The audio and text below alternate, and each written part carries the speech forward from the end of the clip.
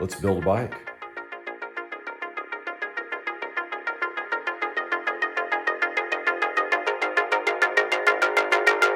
All right, y'all. So this video is going to be mostly just time lapse. I'm going to be just putting things together, and the plan is to kind of stack everything up against the motor. As you can see, the motor was first.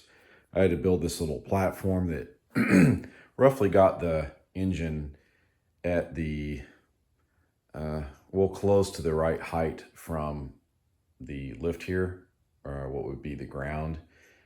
It's not going to be exactly right, but it's close, right? So that's the idea. So my plan is to do this. I'm gonna put the frame on top of the engine and route the wires and so forth up through the frame so that it's, you know, all in the right spots. And then made sure to go ahead and install these PCVs, or I think they're called chuffers. I don't know, something like that. They're PCVs. And yeah, the Motion Pro throttle cable assembly I got is already installed. So we'll see if this was the right call to put this on first. Nothing else is set up on it, so they're just kind of hanging.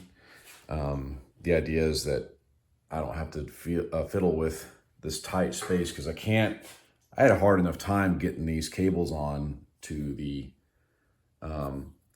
throttle thingamabobber. Gosh, I forgot what that's called. Dude, my memory's getting bad. That thingy, so I think it's throttle cam, whatever.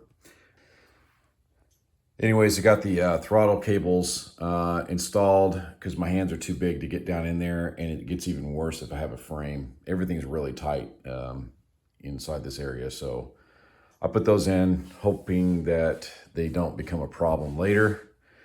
The coil will go on afterward. Hopefully that's not a mistake.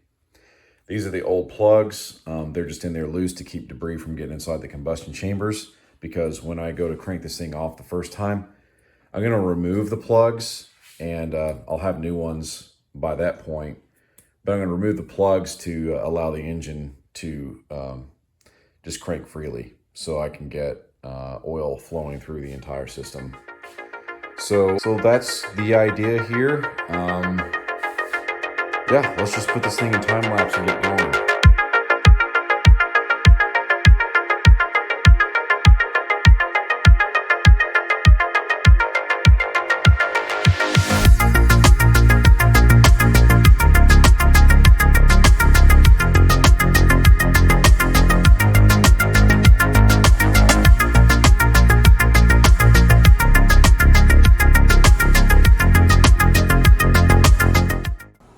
Okay, everybody.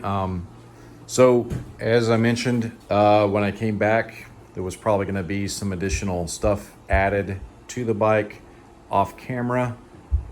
I ended up needing to get some help. My oldest son came out and helped me stabilize the remainder of the bike and get everything set up. So we got the forks installed, got the ZTL2 installed. Look at that thing. That's crazy how much bigger that is. That's pretty cool. I'm very stoked. I'm stoked about the whole thing. I think, let's see, we got the rear swing arm on, shocks in place. So what I'm gonna do today is go ahead and get the tail section installed, and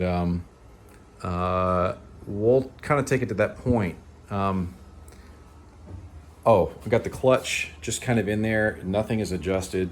It's totally way off. I still need to get this, the lower part of the mount, that guy over there, installed here. That literally nothing's torqued. I didn't even torque the axle nuts or anything. So it's all just snug. So I need to make sure that I go back through and torque what I need to torque before I decide to hop on the bike and go for a ride and we start this all over again.